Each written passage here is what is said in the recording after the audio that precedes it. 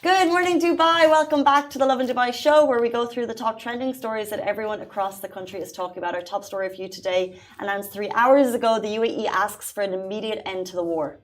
We'll also be talking about Shakespeare & Co. and it is shutting down and it's pulling at the heartstrings of residents. This is literally the first place I remember going for breakfast when I came to Dubai. I cannot believe it. Next up, Dubai is the #1 city in the world that expats want to move to. No surprises there. We'll also be talking about Dubai's ruler announces 10 economic principles of the UAE. And later on in the show, a massive shout out to the owner and founder of Aquafun, Ahmed bin Shaheb. He has transformed the water park down at JBR into a watermelon in a massive support to the Palestinian people. It is epic. It is a sight for sore eyes, especially if you're staying in JBR, dining out there, lunching, anything from a high rise. You can see the entire, like the word just spelt out. It looks amazing. Like, what a sight. But before that, before we get into our stories, Casey, I've been telling you about this incident that happened in India, and it just brings to light deepfake videos, all that much more. Let's go into this one specifically, but I just feel like there's been a number of examples recently of us getting duped by the internet. Yes. And it's so scary because unless you've got your thinking hat on, you could easily be suspect to falling for these deepfakes. 100%. Okay, so it's like you said, you need to have your thinking hats on all the time, no matter what video you see online. And this video in specific, okay, so there was this one, there's an Indian celebrity, her name is Rashmika Mandana. And what happened is, basically, there was a social media influencer called Zara Patel. She took a video, someone took a video of her just entering a room with a very plunging neckline, her top was very plunging.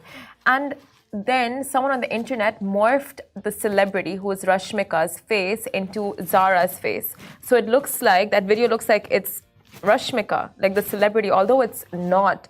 And you just cannot tell. You just cannot tell. The morphing is so realistically done that it took the celebrity to come out and say, hey, that's not me. And what's it's a the fake response video. been like to the video?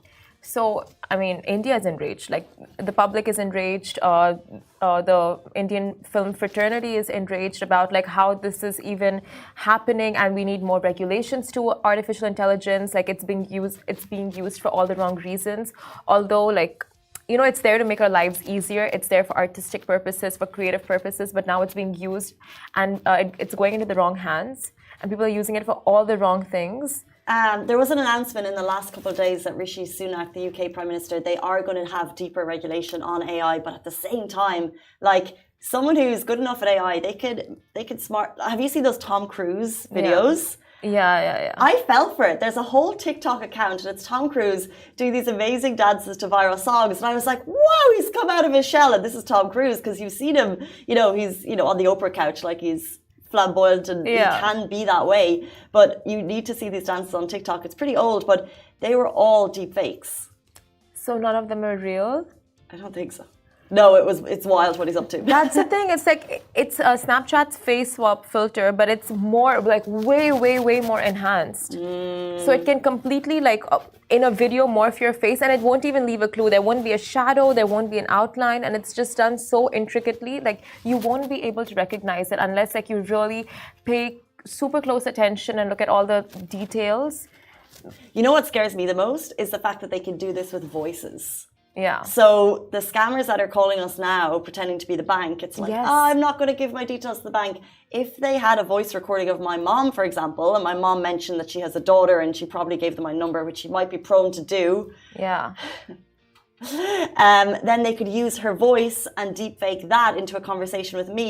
And they do these things where it's it's just a couple of words, and all you need is a couple of words from the person you love, and you'll send them everything. Exactly. That's the scary thing. So we can look at images, and we can look for inconsistencies in facial features and lighting, but a voice is much harder to spot the difference. I'm actually getting goosebumps listening to this, because imagine you're getting a call from your child going help me mom, you will in any circumstance you'll be so panicked, and it's so traumatizing to even be put in that situation. And how do I know this is even you? Sorry? How do I know? Matrix. This just confirms we're in the matrix. It is super scary, and I actually did have a quick look as to how to spot these deep fakes if you see a video, because I think the videos are very tricky. So inconsistencies in facial features, unusual artifacts, blinking eye movement, apparently, the context and behavior of it. So would this person usually do this? You have to ask that question. Be your own journalist. And also unusual background and the source credibility. So who's actually sharing this with you? Okay, now Casey, how do you spot a fake CGI? I think it's all similar, right? Like you would still use all same stuff. So for example, the recent video of the drone show, the Halloween drone show that everyone had questions is a real or is a fake. How did we spot that it was a fake? Yes. Natasha was there in the morning. We looked into it. What were the reasons? So you said like when you were looking down at the public, no one was looking up at the drone show. So that was one of the reasons. And then also it wasn't from any other source. There was one video had shared it, and you're thinking if it's down at downtown at that time, you're going to have hundreds of videos coming in. One video had sent it through, and you couldn't see people looking up. Exactly. Like there was no crowd, no one was looking up, no one was bothered. So, actually, to be honest, I was looking at that video trying to figure out if it was real or fake, and Natasha was like, "But you can't see anyone looking up, and no one has their phones up." And I was like, "That's such a good point." Everyone would have their phones up to look at it, and that was the way to. And that's the thing, like you guys were able to spot it, right? But others, like publications all over the world, didn't even think twice before sharing the video and saying that was a drone show, like a legitimate drone show in the city. So, I mean, that's how fast fake news can spread. And right now, there are laws, like within 36 hours, if it's got to be. Like if it's reported or whatever, it has to be taken down. But 36 hours, that's like the damage is done. You know, if it's online for 36 hours. I hadn't heard that. Interesting. Be vigilant. Yes. In all walks of life. Let's jump into our top story today. It's 8:38 on Thursday morning. The UAE has demanded an immediate end to the war. During the UN meeting, the UAE said achieving peace in the region will not be possible without stopping the war in the Gaza Strip, where women and children are bearing the brunt of its impact. And the UAE also emphasized 4 immediate acts that need to happen regarding Israeli practices and settlement activities affecting the human rights of the Palestinian people and other Arabs in the occupied territories. The 4 acts are an immediate end to the war and the Israeli policy of collective punishment, safe, unhindered and sustainable entry of humanitarian aid to Gaza, a halt to settlement activities, the persistent storming of Al-Aqsa Mosque, and demolitions of Palestinian property, Israel to fulfill its responsibilities in accordance with international law and relevant United Nations solutions. This follows the latest information shared by Israeli military, which said 50,000 Gazans fled to South Gaza on Wednesday. Women, children, the elderly and disabled made their way down one of the 2 north-south highways in Gaza on an evacuation corridor, which was announced by the Israeli Defense Forces this week. So this route has now been open for 5 days and the evacuation numbers are rising. The UN said 2,000 had fled south on Sunday and rising to 15,000 on Tuesday. We can just hope for their peaceful, safe evacuation. That's the most we can hope for at this point, I think. Exactly. Our next news today is that Shakespeare & Co. is closing down and it is tugging at the heartstrings of residents. So in the ever-changing Dubai scene, change is obviously constant. This one really hurts, but sometimes when a place we've loved for years says goodbye, it hits different. Just ask Stuart Ramsey, a Scottish expat who made Shakespeare & Co. a part of Dubai life. According to Gulf News, this iconic cafe chain has shut its doors, stirring up nostalgia in the air for residents. So Shakespeare & Co., a Dubai favorite, wasn't just a cafe. It was a haven established in 2001. It had over 35 branches, each oozing Victorian charm, dishing out amazing food and serving with a smile. And the closure left a gap in the hearts of its patrons. And official statements about the closure is still pending, but the community is united in one thing, that they'll deeply, deeply miss this cherished spot. Can't believe it's closed down. It was such an iconic kind of Dubai venue that was so recognizable. Yeah. But I must say, I visited when I first moved here, haven't been in a while. It was class and they had all the vegan desserts, If you ever went like, vegan desserts are disgusting, you haven't been to Shakespeare & Co. and now it's shut down. It's shut down. You might remember the aromas, the cozy vibes, the unforgettable dishes, but it was more than just about the food. It was a place to just chill with your book in the corner. Stuart Ramsay, for instance, used it as his second office, where work felt like a breeze. Others hosted things from birthdays, business meetings, and it was just a real community hub. So as we wait for an official statement, one thing's certain, Dubai is feeling the loss. Memories of Shakespeare & Co.'s Victorian charm, good food and community vibe will live on. Here's to hoping that this goodbye isn't forever, and maybe, you know, we'll see a revival of it in the near future. And of course, it is home to so many people, like their go-to cafe, but we don't have the exact reason as to why it's shut down, but you will see that it's no longer available on food aggregators of food delivery apps. It's no longer there near your communities. The cafe has shut down in almost across the city, all over the city. Just so another one bites the dust. But you know what's really interesting? I hate change. I know. Sucks. Sucks. But sucks. What's interesting is over the years, I feel like there's been a lot of restaurants that haven't stood the test of time. Yeah. But in the last few years, there's been so many new places opening, and we haven't heard of that many shutting down. Yeah.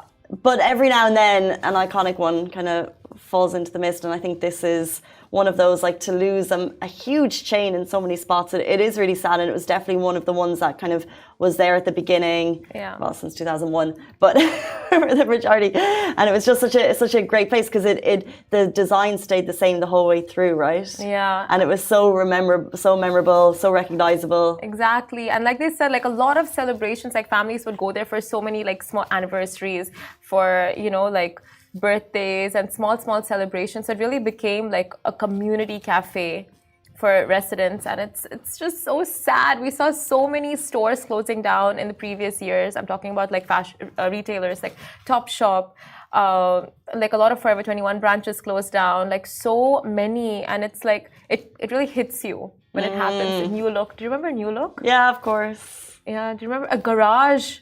Well, I think Topshop and New Look, they're all owned by the UK provider. Someone help me with the name, and then he went out of business.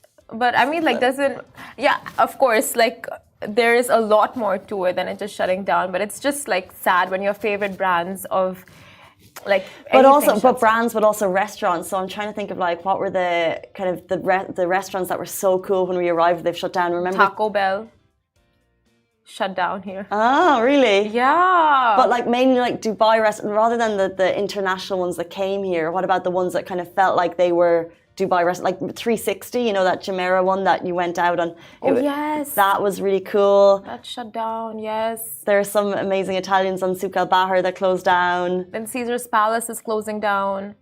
I mean, that's not like local, but still, it's like, it still, you know, comes at you. I do feel like there are more openings than closings these days, though, which is a good sign for the economy. That's amazing. The openings are great, you know, new memories, but it's like the old memories. What's really gonna bite you if they ever announce it's gonna shut down? For me, it's Caesar's Pizza. The confectionery. Oh yeah. Do you get that a lot though? It was my childhood. If Caesar's confectionery shuts down, I will be in the corner of my room just crying for days. Like, the memories we have in our household of Caesar's pizzas and like big boxes of Caesar's cakes coming in like every weekend. Oh, we need to get a Caesar's pizza. Just a little small, just to get us through the day. Imagine, is anyone listening for lunch if we had Caesar's pizza available? That would really be something. Rich. Anyway, what place for you? I don't want to manifest it because I'm thinking of some great breakfast spots, and if they close, just say. No, I'm not manifesting it. No, it's not because they're manifesting. great. They're fabulous businesses. I'm not even going to put it out there. Why would we even? But I know it's not manifesting anything wrong for them. It's just like, this is your favorite place, and you love. No, I want to know the name. Just say it. This is where I spend every Saturday. Okay, where? I'm telling you. Tell me. Anywhere, but any restaurant by the EatX group. I have my breakfast there, my lunch there, my dinner there if I could afford it. I love all the food. Joe's the grocer. No? EatX. No, EatX is like Common Grounds, Tom and Serge. They have the Guild, Byron Bathers. So many. They've just opened a new Common Grounds down at Kite Beach. Looks super cool. I want to try it. So Common Grounds. Guys, let's jump into our top story. So actually our top story is about economic principles guiding the UAE, and we also want to talk about our own guiding economic principles. Not spending them on breakfast every weekend should be one of mine. His Highness Sheikh Mohammed bin Rashid Al Maktoum announced the economic principles of the UAE, aiming to further enhance the country's economic performance and develop it into the world's best and most active economy. I think it's amazing that we see how the landscape is going to unfold. Now, the principles, which we can go into a little bit deeper if you'd like, fall under 10 categories. So number one, the UAE is a globally open free market economy. The UAE attracts top talent. The UAE invests in digital economy. The UAE invests in developing and creating opportunities for youth. The UAE manages a sustainable and balanced economy. And the UAE offers a strong and stable financial system. The UAE offers a strong and fair legislative environment. UAE supports transparency and the rule of law. UAE's business are supported by a strong banking center. And the UAE offers the world's finest transport and logistics infrastructure. So that is the plan. And those are the principles that the UAE will be following, just being very transparent with its citizens and residents as to what the plan is. And if you'd like to go a little bit deeper, it was all shared by the UAE Media Office yesterday. For example, in terms of attracting top talent, they talk about who that might be, also nurturing homegrown talent, supporting great ideas into commercial opportunities. And this is like the broader spectrum. And obviously from this, I think you'll see smaller initiatives. For example, the budget was just announced and where the money will go to in terms of this economic plan. Now we move on to our next story about why people want to move here. Okay, so this is an interesting one. Dubai is the #1 city that expats want to move to. No shocker there. So move over Miami, sizzle, and New York City's hustle. Dubai is showing off its bling and taking center stage with its futuristic skyscrapers, endless sunshine, and a nightlife that can rival any dance floor on the planet. Dubai is where the real expat dreams come true. So if you thought Miami and Paris were the ultimate destinations, think again, because Dubai is taking the crown and giving you every reason to pack your bags with a smile. So this is amazing. This is literally a research done by Google data. So these are the genuine searches that people are putting. And like, does anyone else use a search platform that isn't Google? No. Anyone in the back use a search platform that isn't Google? No. So the majority of us, and I think around the world, we're all using Google. And the data from this research comes from Google data provided to us by financial provider, Remitly. They took a year's worth of Google search data and discovered that Dubai is the ultimate move to city dream for expats. It seems like everyone's Googling their way to this dazzling desert destination. Dubai, you're officially the hottest place to be. And if you're wondering what the other most popular cities are, we have them for you in a 1 to 10 format. So Dubai is #1, no surprises there. Then we have Miami, then Paris. Following that, we have New York City, Madrid, Singapore, London, Brussels, Toronto, Washington, D.C., Buenos Aires, Christchurch, Quebec City, Bogota, Portland, Vienna, Phoenix, and then Chicago. Big list there, and I just think it's, I'm not surprised that people are looking for the expat lifestyle, but we also do attract an expat lifestyle in terms of the infrastructure to set it up, visas, making life easy. If you're thinking, I want to be an expat somewhere, I want to move, maybe you don't think kind of a regular community destination. You think you're Dubai, Miami, Paris, Madrid. Wow, cool. 100%. Like, it is the most convenient move. Any other place, you just have to think about 100 different things. Visas being the main issue, then accommodation, then applications, government paperwork, like so many things. But Dubai, just for years being able to cater to such an international crowd, just knows how to make it convenient for no matter where you're from. But it must be said that I don't think it always was this easy, but the push to turn it into kind of a digitally focused environment makes it easier for you to get your paperwork done. I met someone at the weekend, and she said that she's moved to another city and she's dating, and she's like, what's amazing about Dubai is they do the police checks. So that everyone lives here, that when they're coming to the city there, at a basic level, they don't have a criminal record. When they're visiting, anyone can visit. But it's if you're living here, you need to have a clean record. Yeah. Which I think says a lot about society. It's easy. It's safe. It's just an easier society, yes. It's a more, streamlined society. Yeah. To a certain extent. Not completely. I was preaching something completely different. We've got off course this morning. Yeah. Okay. Speaking of courses. Speaking of courses, our next guest, guys, this is super cool. So you might know the water park down at JBR. We have the founder, the founder of Aquafun. They have transformed the water park into something very special to support Palestine. He's going to be with us after this very short break.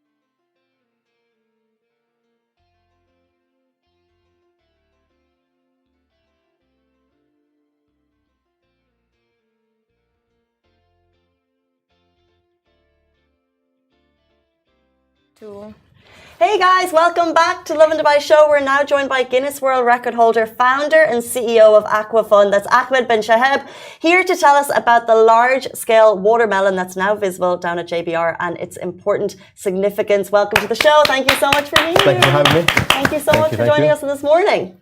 Welcome. So you are, you have founded this. It's your creation. Tell us about this. Tell us about Aquafun. It's the biggest inflatable water park. So basically, it's nothing new. It's been done before in the world, but then how do you do by people, We need to be the biggest and the wildest. So that was the whole mindset. And that's the first thing we did, get the Guinness World Record. Have you been on it yourself? I designed it, of course. You have been on it. And have you completed the course? Of course. Of course. Of course. What kind of question is this? Is it easy? I mean, not like her, obviously. She's a mermaid in the water all day. Yeah. Okay, so you've done it as well. Yeah. I did it. She tried to do it though. Yeah, I tried. I think you see the guys on it, but the ninjas. Absolutely. And they're holding my phone and running through, and I was thinking, they don't ever get wet at all. I love them. Yeah, they're amazing. Yeah, but you said you were supposed to come, remember? What happened? I saw the video. You were supposed to come and blah, blah, blah. I really want to go. I have the passes. I will go. But if Casey can't do it, I cannot do it in my wildest dreams. The first few minutes, it's just it's kind of a mindset thing that you're like, I need to force myself to kind of run a little bit. Yeah. You fall and then you're like, oh, falling's not so bad. But that's the thing. It's a mental game more than a physical game. 100%. Yeah. Don't quit. Just go. Just go. Yeah, just go. It's only water. It's only water. I mean, unless you can't swim, that's a different. So that's about the concept of spelling out watermelon. The spelling? No, why did you think of spelling out watermelon? Okay, so basically, it's very symbiotic. So, because the idea is why you say Palestine? It's not about that. It's we work with algorithms. social media. So the issue with the algorithm social media, it blocks the words and the flags. So the smartest way possible for me to talk about the cause and be able to be blocked anywhere in the algorithm is to write the word watermelon, because it's very symbolic. Because the colors of the watermelon is the same colors of the flag of Palestine, and that makes sense. So like it's a word that means the cause and the country in one move. So it's a very smart way to beat the algorithm, so we'll be able to talk about the cause without being blocked everywhere. That's it. Did it work? It did work. It was very interesting to see the different feedback from people. People either like loved it or like, whatever it is. It was very interesting for me. Either way, I think I did my point. We support. And today we're doing the charity. Because every supporter of people in Palestine has their own way to show it. Of course. Right? But what you're doing is doing it on a large scale. Yeah. So to put that in JBR where everyone can see it, were there permissions that you had to get for it? Because again, I work with the government. So I have to go through the whole Dubai media office and so on and so on. So like we work on different words and different things. Then this came to me. It's like, hey, how about this? I said, go ahead. And within 40 hours, it was ready immediately. Like the idea came in my head at night time. Next in the morning, we started doing it, and it was finished in 2 days. But again, this is 170-meter long billboard in the middle of Dubai and JBR saying this. I mean, that is still a symbolism that's still trying to support in my own way. I appreciate that at least. It's amazing. It's so cool. Honestly, incredible. Why was it so important to you for you to actually go to such lengths to get this done and then have it set up? Because it's no easy task to get it molded into. No, it's not easy. No, it's very hard to create the whole thing. Again, we work on a lot of different parties and everybody sees this. So we need to make sure that if I do this, I do it in a very smart way that it makes sense. And this was the word that actually worked as much as possible. And the funny thing, we went viral outside Dubai more than Dubai. Like Dubai, like people saw it, but then a lot of people outside Dubai, they started reposting. I was like, oh wow. So the waves are much bigger outside. And for me, it's not us. We know what's happening in Gaza. We all know because we are here. But it's all about the people in Europe and America who have no idea what's happening. They start asking, why is watermelon? So I'm replying them, hey, this is watermelon. And they say, oh, I didn't know about that. So it's not for us. We know what's happening. But people in Europe, they have oblivious about what's happening. So that's the whole thing why we use this. It works against the algorithm. And that's why. It's so cool. I think it's such a smart way to show support. And as Simran said at the beginning of the show, like you can see it from all over JBR, whatever you've got, it's amazing. Exactly. That was the idea. But the whole project itself, is it true that you got rejected over 600 times? Not this one, but this one was very hard to pull off, this location. Because what do you mean you want to rent the water? That was very hard to convince them. Like I know that I submitted more than 800 pages of documents. Why this is this? Like safety, procedures, operation, all these things. So it wasn't easy thing to do. And it's like people try to find ways why this is dangerous. It's like, no, it's not dangerous. Like people will die. It's like, how will die? It's like, so we made sure we have a whole sequence of like scenarios and like how do you do evacuation plan on the water park? All these things we did. So eventually it worked and it became that like one of the top things to do in Dubai now. 100%. Yeah. It's great to know that it's so thorough, the research and like the planning of it all, because you always need a contingency no matter what project you start. But I want to know, like now that you're able to mold your water park into like words and shapes and stuff, if someone approaches you, say we want to advertise our company with you, spell out our company's name. Is that something you would? This is actually the whole idea behind it. And funny that the factory who produces this doesn't even believe I can do this with us. It's like, how are you writing all these letters? It's like creative. It's like, it's impossible. It's like, yeah, it's possible. Nothing is impossible. And that was the whole idea. It's like basically to be just like Burj Khalifa as a billboard. You pay this much money for like 1 minute. We can do bigger, but over a weekend for less than other money.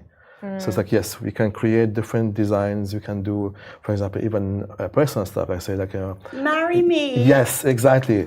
Yeah, exactly. Yeah. How much are we talking for marry me? We can do 150, 200. Thousands. Yeah. Okay. But then this also includes the drone, and there's this crazy idea we'll be doing. So imagine this. So you're skydiving, Okay, and then basically. Oh my gosh. Yeah. The full package. Your heart would stop. It gets better. It gets better. So you're skydiving right now. You wouldn't even think it's for you. Yeah, yes, it's skydiving, and then halfway you're skydiving the diver with you because you tandem. Saying, "Oh, we have a problem. We can't land there." So now you're freaking out, and then we have a special permission to land on this part of the beach. So when he goes this way, and then look what's written there, and then it says "Marry me" or "Happy birthday, Casey," whatever it is. And then by the time you land there on the beach, you're freaking out and you have an image from there with this. So extra. Exactly. Wow. Dubai. It's Dubai, yeah. Dubai. So you can write like I love, for example, the brand, hashtag the brand, or there's so many modules we can do. So it's very modular and it's amazing. Again, it's the location of it that's powerful. Amazing. Yeah. So you asked us in the beginning not to ask you too much. It's too early in the here we morning. go. But do you mind moving this mic a little bit? Sorry. So many things you do. This one? This one, other one, which one? This one, this one. Make up your mind. Sorry, my fault. Okay. Happy now? Is it better? 1 Are we billion, 2 billion, 3 billion. Okay? Okay, good. Okay. There you go. I'm still thinking about Let's skydive. Marry me? Has that happened yet? Have you done it? So we did one video with one big influencer. It will come up soon. So he skydived on the water. That's done for him. He's going to launch it sometime soon. But the other ones, not yet. Not yet. But we're already ready for that. So like we can do her birthday, we can do marry me, we can do all these different You things. sound like such an adrenaline junkie. Hi. Yeah, you. Hi, hello. That's me. But like you're saying it's all of these things are possible, Yes. and you make it seem so easy, but like it's an obstacle course. You really have to figure out how the obstacle will flow and how it's gonna meet each other. It's a lot of work, right? Yeah. How long will it take to rearrange? Because you did Lovin Dubai, Yes. and right after Lovin Dubai, it was watermelon. By the way, that's stayed not for 2 days, for 2 weeks. Yeah, we were. I saw. Yeah. It's like, Was you know what? Let's keep it there for a bit. Let's keep it there. Let's give them some extra love. I like Towards the end of it, it just looked like the words were coming together. Yeah. But it was amazing. No, it is proper. was It so is cool. proper. So how long? It depends how bad you are. It really depends how bad you are. Some people will do it in 30 minutes. Some people will do it in an hour. So it depends your Or mental. to complete the yeah, course. Yeah. It depends how much mental you are good. How long did it take you, Casey? We did it for an hour. Yeah. I think we had just, Less than an hour, you did, yeah. we were just close to the end. Yeah, and then you quit. Well, quitting isn't a word that I would use. I went back because I had some videos to create. I have videos. I saw the videos. I saw that. I wasn't great. Did Casey quit? Listen. Stop talking shit, okay? Just see what you do there first, okay? Because I know you're gonna be. Because You'll be dead Casey before. is the most competitive Yeah, she is. I know. person She's very competitive. And she's very on fit too. planet Earth. Yeah, and she's very fit. So I know she will do it. When we started, I was so I know, I pumped. love a water park, pumped. Yeah, But yeah. as soon as you get onto it, it's slippy and it's scary, and you really have to like push yourself to run and to do the jumps. Yeah. And and I was like, I can't do it. I can't do it. And then there was a video camera there, so I had to do it. If I was with you there, I'd be bullying you so But much. So thank God I wasn't there. Yeah. But as soon as you get going, Yeah. it's so much fun. Like we actually had such a blast down there, It is. and I should have come out and gone back in, but yeah, because I think that's the best thing. Because you're actually like sore. It feels like a gym workout. An hour on a water park will burn 700 to 1300 calories. I burned 700. Well, Yeah. 650. Still, that's a lot of calories. But you don't feel because you're having fun under the sun. I'll tell you, I was looking at Casey's videos and I'm just like, whoa, that doesn't look like a normal human can Is she do. over this with excuses? I think so, yeah. No, I am dying to go. I have Then the come. passes. You have the I will passes go. since 3 weeks. Huh? You had the passes 3 weeks already. 3 weeks, yeah. I Yeah. know. They gave it to me yesterday. Did they? Okay. But I will come. But it just doesn't look like, a normal human can complete this. No, but see, the idea is not to compete. The idea is just to go and have fun. Go and That's have it, fun, yeah, yeah. right? Can we talk a little bit outside of the fun? Yes. You're an award-winning businessman, an Yes. entrepreneur, and some of the things that you said previously, nobody will outwork me. No. What is your mantra, and what is a day in your life? What does that look like? I don't have same routine days. Like today, I woke up early. Sometimes I wake up 11. I sleep 3 in the morning. Sometimes, so it's not about the hours now. It's about the quality of the hours. Because I realize the same energy and time I put on to make 10,000 dirhams, the same energy and time I put to make 1,000,000 dirhams. So my approach became more okay. Let's only do the big things and do this and this and this together. So it's just how to do more at the same time. So I think one of my mottos is like, if you rest, you rust. So I'm consistently always doing things. Whoa. Always doing. Like I don't have excuses. Like and so the days that I don't want to do things, that's the days that I push myself to do it. because that's the time where actually I get more rewards out of it. And again, there was a phase that I did 57 months of not a single day off. 57 months of every day I'm working 9 to 18 hours every single day. So this is why the phase came, you can't outwork me, because I did that. And is this the major project, or do you have other things going on? That was the main one, to put this out there in the world, because it's not easy. It's not easy, but alhamdulillah, now we're there and now we're doing more things. If you rest, you rust. Yes. We love that. Yeah. If you rest, you rust. That is one of the things. Because for me, that's going to be your quote, That's one of them. Because see, if it doesn't make me healthier, happier, and wealthier, I don't do it. So that's it. What are your thoughts on the teams kind of working with you and people who kind of strive for more work-life balance? People who they say the newbies into the business world, they're like, no, we're going to have that work-life balance. I'm going to do my 8 hours and then I'm going to leave. Then you're going to stay a peasant for a long time. That's it. You're going to be a peasant for a long time. Don't complain to me about, no outcome with no work in. I'm not being harsh, but it's simple. There's no balance. The balance comes in afterwards. You got to build the empire, build that in. Because a lot of people think they're entrepreneurs, but really they're just self-employed.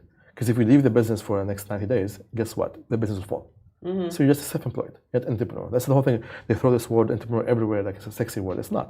You work longer hours. It's very lonely. It's very hard. It's very challenging. But then when it happens, it happens. And sometimes nothing happens for years, and then it's like a hockey stick. It kicks in. So remember that the first 2-3 years, nothing was happening. It was just losing money, being sued, all those things. But eventually, it kicks in. The genius thing, I never quit. Dubai sells that entrepreneur lifestyle to people. Yeah. How do you think people come in then with kind of a shining light of I'm going to make it happen so quickly? Because Dubai sells the dream that you can make it happen. Dubai, you have access to a lot of things in Dubai better than anywhere else. We can meet a CEO or owner of a company much faster than anywhere else. Anywhere else in Europe, you have to email and wait and come back and so on and so on. Here a phone call and I'm there. It's much easier. So that's one. The lifestyle is there. The safety is there. The systems are somewhat there more than anywhere else in the world. So yeah, again, it's not where you are, it's who you are. Because you can be anywhere in the world, but then and everything's given to you. But then if you don't have the work ethics and the hustle in you, it's not gonna work out. But Dubai helps a lot in that. Okay, so I'm gonna put you in a situation. You are in a university, and they've asked you to come and give a lecture in the graduate. Sorry. Did you just say university is a waste of time? Yeah, don't go this.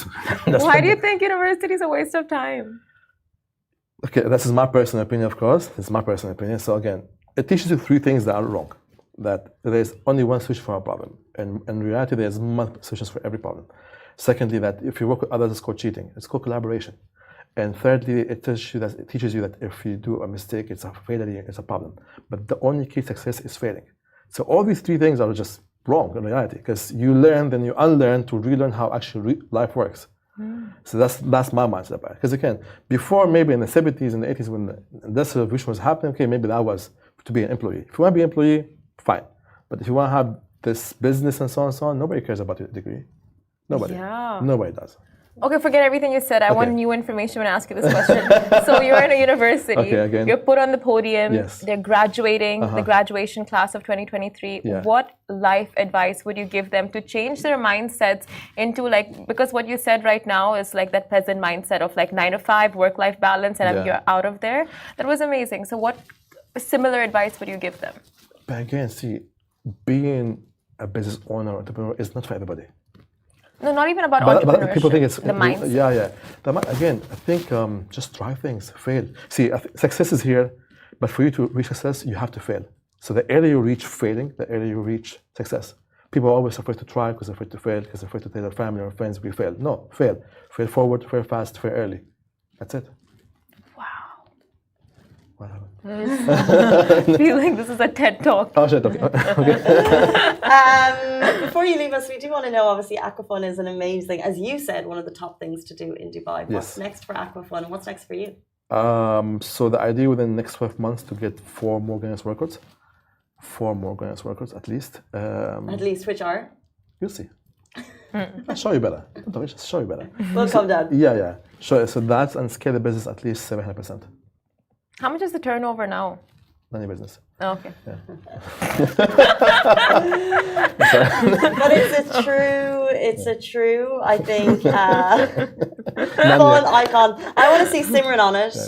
No, I will, 100%. I want to see those videos. We can put our slides If you in. come, I'll go with you personally. No! I will document it in slow motion. In slow motion. This needs Okay, to fine, done. happen. It's a challenge. Yeah. Right. Accept it. I don't know what I'm doing. It's the heat of the moment. You know you have this now on video right now. So you have a record of that now. Okay, So fine, there's, done. you can't run away. And we have all of Instagram. Yeah. Who's, We'll see who's about here that. for it. Also, today, charity. So today is... Tell us yeah. what's happening in terms of watermelon down at JBR. How can actually people support Aquafun in its cause? Okay, so today we've got the approval and permission from the Red Crescent to be fundraising today. So all the tickets today, all the income, 100% of the income today is going to go for the Tarahum with Gaza and Red Crescent. So all the money, anybody comes in today, the tickets Amazing. will go. Even if you do want to play, you can just come buy tickets and the money will go directly to the cause. You know, you come along, you want to buy 10 tickets, come do that and go. At least that money is going for that specifically. You know? And what Tarahum for Gaza is doing from the UAE is amazing. They're the biggest humanitarian organization setting up to get aid to the people in Gaza. So 100% of the proceeds today Yes. down at Aquafun will go directly to Tarahum. That's so Absolutely. amazing. Absolutely. So if you're looking for something fun to do, leave work, tell your boss you're sick and get down to Aquafun. Yes. Rich, we're all sick. Thank you so much for your time. We Of really course, appreciate it. you're welcome. Thank you for having me. Thank you, guys. That you. is all we have time for the Lovin Dubai show this morning. We're back with you tomorrow morning, same time, same place. Goodbye for me. Goodbye from me. Done. Ta-da.